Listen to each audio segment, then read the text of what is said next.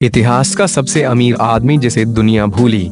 Jacob फगर अगर आज जिंदा होते तब भी Bill Gates, mark Zuckerberg, Warren Buffett और कार्लोस स्लिम यानी दुनिया के 4 बड़े रईसों से ज्यादा दौलतमंद होते। जैकब के जीवनीकार और वॉल स्ट्रीट जर्नल के पूर्व संपादक ग्रेग स्टाइनमेट्ज के मुताबिक इस जर्मन बैंकर और व्यापारी को द रिच वन पुकारा जाता था। ये दौर था साल 1459 से 1525 का। जैकब ने उस दौर में आज के 400 बिलियन यूएस डॉलर यानी करीब 25 खरब रुपए कमाए। ग्रेग ने 2015 में जैकब को अपनी किताब the richest man who ever lived में इतिहास का सबसे अमीर आदमी बताया।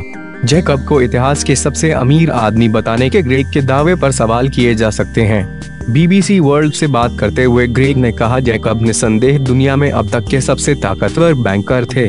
सबसे अमीर बताने के पीछे क्या है तर्क? ग्रेग बताते हैं, जैकब पूर्ण जागरण काल में रह रहे थे। तब दुनिया को 2 ताकतें रोमन साम्राज्य और पोप चलाते थे।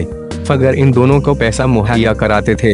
इतिहास में ऐसा कोई व्यक्ति नहीं हुआ जिसके पास इतनी राजनीतिक ताकतें हों। फगर ने ये तय किया कि स्पेन के राजा चार्ल्स एक को रोम का राजा होना चाहिए और चार्ल्स 5 के रूप में उन्हें सफलता भी मिली। चार्ल्स 5 ने नई दुनिया को उपनिवेश बनाया। अगर वो सत्ता में न आए होते तो दुनिया वैसी न होती जैसी आज है। इतने अमीर थे तो गुमनाम क्यों? उस दौर के रईसों मेडिकी, सीजर और लुसरेजिया बोर्गिया बंधु के बारे में काफी लोग जानते हैं। ऐसे में सवाल ये है कि फगर के बारे में कम लोग क्यों जानते हैं। ग्रेग इसकी वजह बताते हैं, ऐसा इसलिए था क्योंकि फगर जर्मन थे और वो इंग्लिश बोलने वाली दुनिया के बीच पहचाने नहीं गए। मैं बर्लिन में वॉल स्ट्रीट जर्नल का ब्यूरो प्रमुख था। मैंने कई बार फगर का नाम सुना था, लेकिन मुझे इंग्लिश में उनके बारे में कुछ पढ़ने को नहीं मिला। अमीर थे लेकिन रंगीन मिजाज नहीं।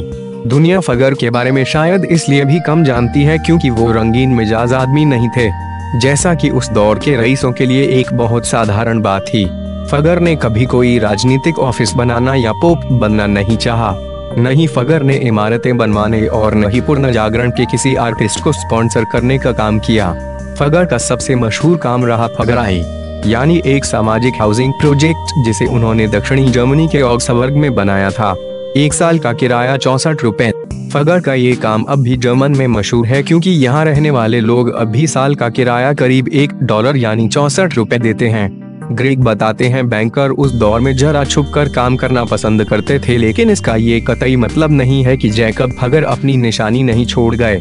उनका प्रभाव आज भी महसूस किया जा सकता है। हालांकि इस तथ्य को झुठलाया नहीं जा सकता कि कम लोग ही उन्हें जानते हैं। जैकब फगर के बड़े योगदान: 1. सपाचय, बाजार पर एकाधिकार। फगर के दौर में आर्थिक गतिविधियां बहुत छोटे पैमाने पर होती थीं। अमीर अपनी जमीन और किसानों के किए कामों पर निर्भर रहते। किसानों को अपनी मेहनत के बदले मिली थी सुरक्षा। फगर ने अपने दिए कर्ज के बदले माइनिंग राइट्स यानी कर्ज खुदाई करके चुकाने की बात की और तांबे सिल्वर के व्यापार में एकाधिकार हासिल किया। इसके अलावा फगर ने मसालों का धंधा किया। फगर पूंजीवाद के संस्थापकों में से एक थे। 2. सपाचय, शुरू की पहली न्यूज सर्विस। फगर ये जानते थे कि सूचनाओं का कितना महत्व है। वो सूचनाएं अपने प्रतिस्पर्धी से पहले पाना चाहते थे। इसके लिए फगर ने दूसरे शहरों से व्यापार और राजनीति से जुड़ी खबरें लाने वालों संदेशवाहकों को रुपए देना शुरू किया। फगर के बाद के लोगों ने ये परंपरा जारी रखी और फगर न्यूज़लेटर्स की शुरुआत की। इसे इतिहास के शुरुआती अखबारों में से एक माना जाता है। 3. सपाचय, बचत खाते की शुरुआत। मेडिकी के पास बैंक थे लेकिन कैथोलिक चर्च ब्याज की इजाजत नहीं देते थे। ब्याजखोरी को चर्च गलत मानता था। फगर ने पोप लियो 5 से संपर्क साधा और इस बैन को हटाने की मांग की। फगर ने ये सुझाव दिया कि जो लोग ऑक्सबर्ग के बैंक में रुपए जमा कराएंगे उन्हें सालाना 5% ब्याज दिया जाएगा। 4. सपाचय, ट्रैवलर्स की मदद।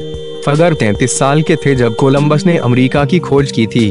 फगर उन चंद फाइनेंसर्स में से एक थे जिन्होंने दुनिया का भ्रमण करने निकले फर्दिनांद मैगलन का खर्च उठाया।